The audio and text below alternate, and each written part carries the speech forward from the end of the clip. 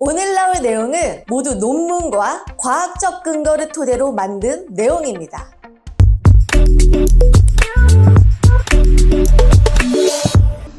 어쩌다 암에 걸리셨나요? 하고 환자들에게 물어보면 대다수 맵고 짜고 단 거 많이 먹었다, 패스트푸드 많이 먹었다, 음주 흡연 많이 했다, 유전이다 등등 비슷한 이유를 많이 말씀해 주십니다. 그런데 혀에 상처가 난 뒤에 방치했을 때도 암에 걸릴 수 있다는 사실 알고 계셨나요? 단순히 혀를 씹었을 때 혹은 구내염이나 혓바늘처럼 입병에 걸렸을 때도 이 암에 굉장히 취약해집니다. 그걸 지금부터 알려드릴게요. 안녕하세요. 뻔하지 않은 건강상식과 건강해지는 음식 레시피까지 한 큐에 알려드리는 건강 레시피 단율입니다. 오늘은 우리 몸 안에 들어왔을 때 치명적인 일상생활 속 발암물질 5가지와 결코 뻔하지 않은 예방법들, 그리고 마지막 부분에는 암 시한부 선고 이후에 6개월 동안 섭취했더니 기적적으로 살아나게 된 실제 사례가 담긴 외과 전문의의 초간단 주스 레시피까지 알려드릴 테니 끝까지 시청해주세요. 오늘 내용을 보시면 아니 이런 걸로도 암에 걸릴 수 있다고? 하는 내용이 들어있을 겁니다. 하지만 이 영상을 보시고 나서 예방하신다면 절대로 암 때문에 병원 갈 일은 없으실 거예요. 더 이상 긴 말하지 않고 썸네일에 나온 혀 씹었을 때 암 걸리는 이유부터 말씀드릴게요. 충치에 혀가 다치거나 파이프 담배를 피우는 분들은 자극을 받은 부위에 바이러스가 침투해서 구순암에 걸릴 위험이 있습니다. 그런데 여기서 나는 담배도 안 피우고 충치도 없는데? 하고 대수롭지 않게 생각하시는 분들이 계실 거예요. 하지만 암은 완전히 새로운 물질이 생성된 게 아니라 정상적인 세포가 변이를 일으켜서 생겨나는 게 바로 암이라는 사실을 아셔야 합니다.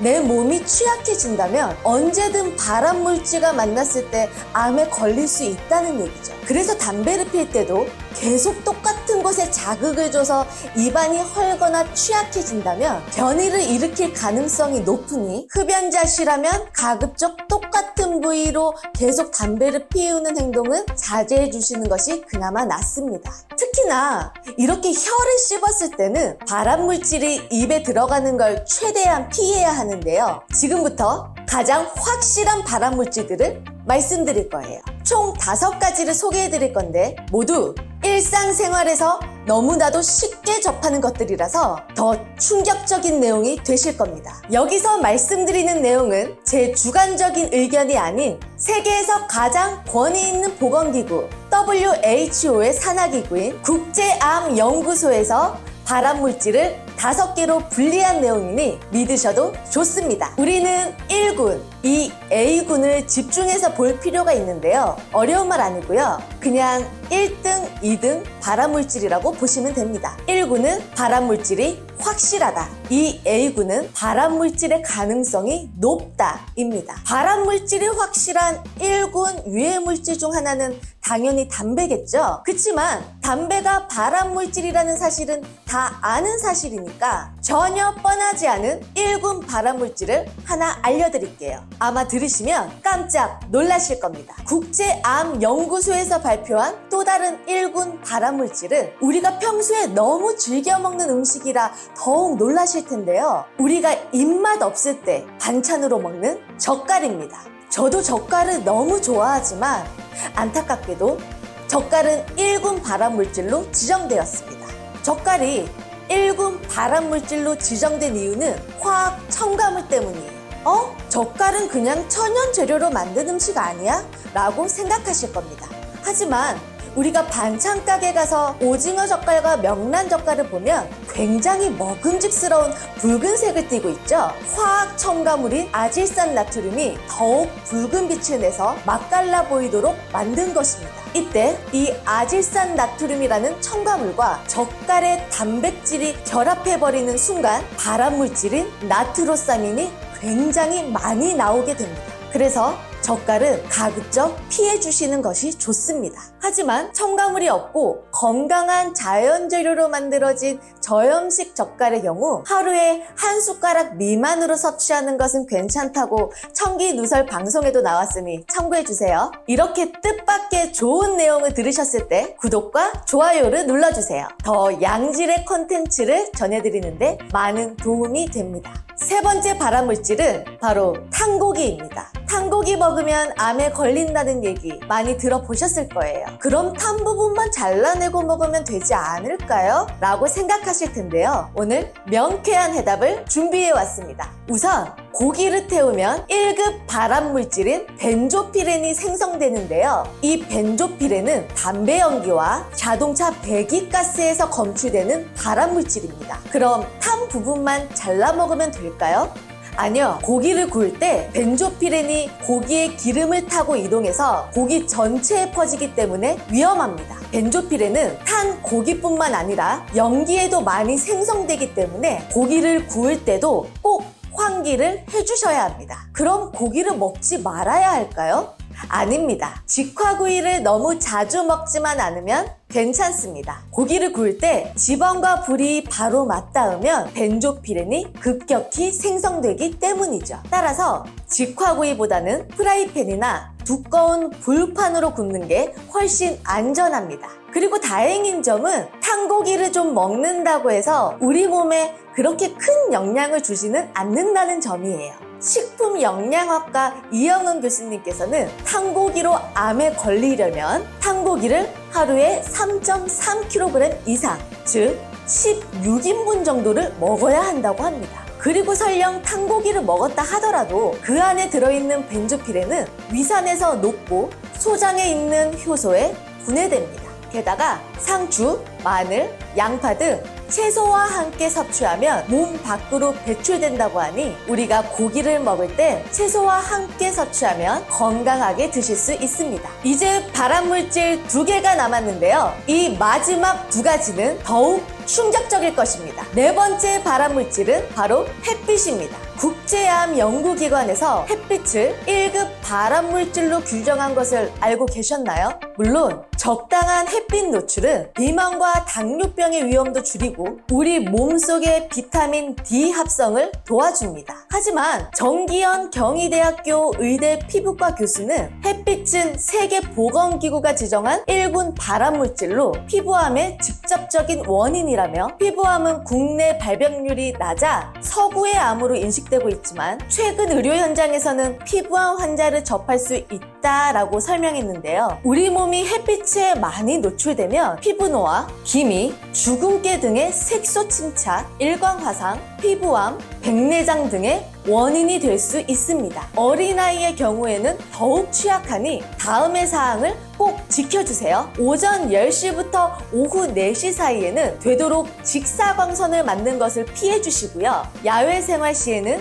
모자나 선글라스로 자외선을 막아주세요. 그리고 자외선 차단 지수가 최소 30 이상인 선크림을 2시간 간격으로 발라주시는 것이 좋습니다. 5번째 발암물질은 플라스틱 용기입니다. 요즘 배달 음식 자주 시켜 드시죠? 그래서 일회용 플라스틱 용기에 음식을 담아 다음날 전자레인지에 돌려 먹는 경우가 많이 생기는데요. 이 경우 환경 호르몬이 나와 우리 몸에 악영향을 끼칠 수 있습니다. 그럼 어떻게 해야 할까요? 제가 아주 쉬운 답을 드리도록 하겠습니다. 플라스틱 용기에는 재활용 마크가 표기되어 있습니다. 현재는 전 세계에서 공통적으로 사용하고 있죠. 너무 많아서 복잡하니까 내구도가 높고 안전한 용기는 2번과 5번 뿐이라는 것만 기억해 주시면 됩니다. 2번과 5번이라고 써있는 용기만 전자레인지에 돌리시고 나머진 절대로 전자레인지에 넣지 마세요. 발암물질이 생성됩니다. 그렇다면 암을 예방하는 방법도 알아봐야겠죠? 이미 많은 영상에서 과식하지 마라, 짠 거 먹지 마라, 담배 피지 마라 매일 말하고 있습니다. 그건 우리가 모르는 게 아니죠. 그래서 이 영상에서는 좀 더 실용적인 예방법을 알려드리도록 하겠습니다. 첫 번째로 지하철은 삼가해 주세요. 무색무취 유해가스인 라돈의 80%가 지각에서 방출되는데 지하철은 땅과 굉장히 가깝죠. 그래서 환기가 잘 안 되는 지하철을 매일 이용하기보다는 버스도 번갈아서 타주는 것이 건강에 좋습니다. 두 번째로 성면 지붕을 피하세요. 혹시 이렇게 생긴 지붕을 보셨나요? 그렇다면 그곳을 빨리 지나시는 게 좋습니다. 2009년 이전에 지어진 건물에는 성면이 남아있는데 그걸 해체할 때 발암 물질이 많이 나온다는 사례가 있기 때문이죠. 세 번째는 플라스틱 장난감입니다. 우리 아이들에게 참 위험한 건데요. 아이들은 자꾸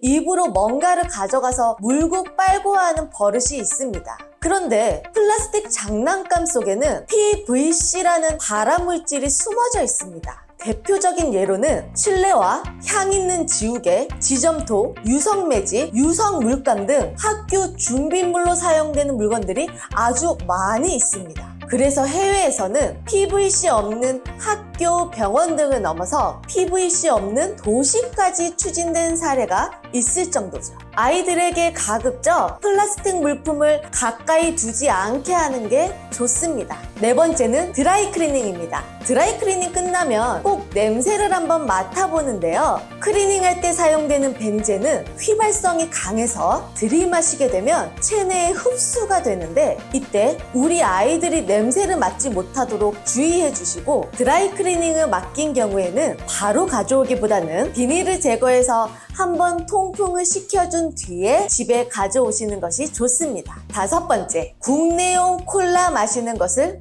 주의하셔야 합니다. 임종환 의과대학 교수님의 책 아이 몸에 독이 쌓이고 있다에서 나온 내용을 소개해 드릴게요. 콜라에 함유된 발암물질인 사메틸이미다졸이 국내용 콜라에 미국 제품보다 24배나 더 많이 검출된 바가 있습니다. 이 물질은 캐러멜 색소를 암모니아와 결합하는 콜라 제조 과정에서 발생하는데요. 미량이라고 하더라도 발암물질이 포함된 점은 알고 주의하셔야 합니다. 이제부터는 이런 다양한 암을 한 큐에 예방할 수 있는 간단한 주스 레시피 두 가지를 소개하려고 합니다. 여건에 따라서 두 가지 중 한 개를 선택해서 드시면 됩니다. 첫 번째로 노벨상을 받은 오스미 요시노리 박사의 오토파지 주스 레시피를 알려드릴게요. 오토파지는 우리 몸 세포를 재활용하는 기능을 말합니다. 그래서 이 기능을 최대한 발휘하도록 만들어주는 주스가 바로 세포 해독 청소부라고 불리는 오토파지 주스입니다. 첫 번째로 단호박을 이용한 오토파지 주스. 삶지 않은 생 단호박 100g은 껍질을 벗겨 믹서기에 갈리기 좋은 크기로 깍둑 썰어줍니다. 두 번째로는 손질이 되어 있는 연근 75g을 적당한 두께로 썰어줍니다. 세 번째로 단호박, 연근, 케일, 바나나 반개, 아몬드 7알을 믹서기에 넣어줍니다. 물 350ml를 믹서기에 붓고 선호 식감에 따라 적당히 갈아줍니다. 여기서 단, 소화기관이 안 좋은 분이라면 살짝 익힌 단호박과 연근을 이용하고 알갱이가 씹히지 않도록 갈아주는 것이 좋습니다. 이 오토파지 식단은 실질적으로 단식과 모방 단식으로 암 환자 치료 연구를 진행하신 미국 장수연구소의 발터롱고 박사가 개발한 방법인데요. 암을 비롯해 퇴행성 뇌질환인 치매와 파킨슨병, 대사성 질환인 비만과 당뇨 등 여러 가지 질환을 예방하는 주스입니다. 그리고 다음 레시피는 세포 주스입니다. 이건 암 시한부 6개월 선고를 받으시고 기적적으로 살아나신 외과 전문의 김남혁 선생님께서 하루 2번 공복에 드셨던 주스 레시피입니다. 파이토케미컬은 온 식물이 생존을 위해 스스로 지킬 수 있는 방어물질로 암 성장을 촉진하는 단백질을 차단하고 암 증식과 전이 억제에 도움을 준다고 합니다. 다음은 세포 주스입니다. 당근 240g, 샐러리 120g, 파슬리 30g, 비트 60g을 믹서기에 넣고 갈아 드시면 됩니다. 이때 본인의 취향에 맞게 물을 넣어 조절해서 갈아 드시면 되겠습니다. 이 주스를 고안해내신 김남혁 선생님께서는 오전부터 저녁까지 진료를 보시고 늦은 저녁 시간에 야식과 술을 드시고 식사도 건강식단이 아닌 자극적인 배달 음식을 많이 드셨다고 합니다. 그렇게 암 시한부 선고를 받게 되셨고 그 뒤로 저염식단, 건강식단을 드시면서 식습관을 철저히 관리하시고 저녁 9시면 필히 주무셨다고 합니다. 그리고 이 세포 주스를 아침 공복에 한 잔, 그리고 오후 공복에 한 잔 이렇게 드셨다고 합니다. 오늘은 다양한 발암물질과 그에 따른 예방법까지 알아보았습니다. 도움이 되셨다면 구독과 좋아요, 알림 설정까지 해주세요. 매주마다 내 몸을 더 건강하게 만들 수 있는 건강 상식과 레시피까지 받아보실 수 있습니다. 그럼 지금까지 건강 레시피의 단유리였습니다. 감사합니다.